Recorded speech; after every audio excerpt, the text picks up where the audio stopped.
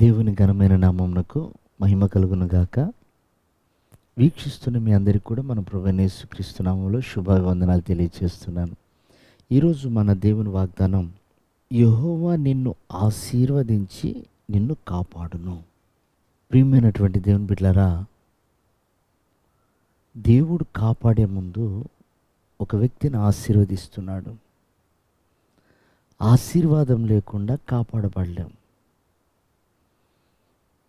అంటే దేవుడు ఎందుకు ఆశీర్వదిస్తున్నాడు? కాపాడటానికి. అంటే ఆశీర్వదించబడిన తర్వాత మనకేం సంభవిస్తుంది? అపాయాలు సంభవిస్తాయి. మనం ఆశీర్వదించబడిన తర్వాత ఆ ఆశీర్వాదాన్ని దొంగిలించటానికి, ఆశీర్వాదాలను పాడు చేయటానికి అపవాది అనేవాడు గాండ్రించు సింహం వలె తిరుగుతున్నాడు. అందుకే దేవుడు అంటాడు, ఆశీర్వదించబడిన తర్వాత నువ్వు విచ్చలవిడిగా బ్రతకూడదు, ఇష్టానుసారంగా బ్రతకూడదు, ఆశీర్వదించబడ్డాములని గర్వించకూడదు.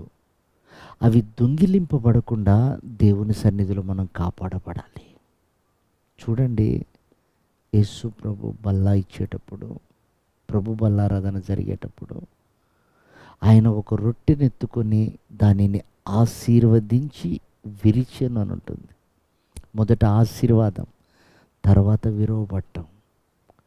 ఎందుకంటే ఆశీర్వదించబడ్డ వ్యక్తి మాత్రమే విరవబడేటప్పుడు అప్పగించుకుంటాడు. ఆశీర్వదించబడిన బిడ్డ మాత్రమే రాళ్ళు తగులుతున్నా, గాయాలు కలుగుతున్నా ఓర్చుకోగలుగుతాడు. ప్రియమైన దేవుని బిడ్డలారా, నయోమితో రూతు రావడానికి ఇష్టపడింది, గాయపరచబడింది, అవమానపరచబడింది, సమస్తాన్ని కోల్పోయింది. ఇంకా తన దగ్గర అంటూ ఏవి లేదు. కానీ ఆమె అంత విరవబడింది, అంతగా దీవించబడింది. దేవుడు ఒక వ్యక్తి పట్ల కలిగిన ప్రణాళిక ఎలాంటిదంటే, మొదట ఆశీర్వదిస్తాడు, తర్వాత చిన్నగా దాన్ని తొలగిస్తుంటాడు. ఎందుకంటే మన స్టాండర్డ్ని దేవుడు చూడటానికి. యోబును చూడండి, ఆశీర్వదించి విరిచాడు. అబ్రహామును చూడండి, ఆశీర్వదించి విరిచాడు. దావీదును చూడండి, ఆశీర్వదించి విరిచాడు.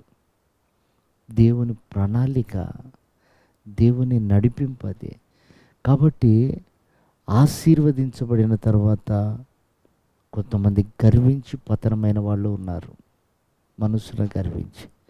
అలా కాకుండా ఈ ఉదయకాలం ప్రభు నేర్పిస్తున్నటువంటి అద్భుతమైన పాఠం, మనకు ఎంత ఉన్నా ఆయన పాద సన్నిధి మనకు కావాలి.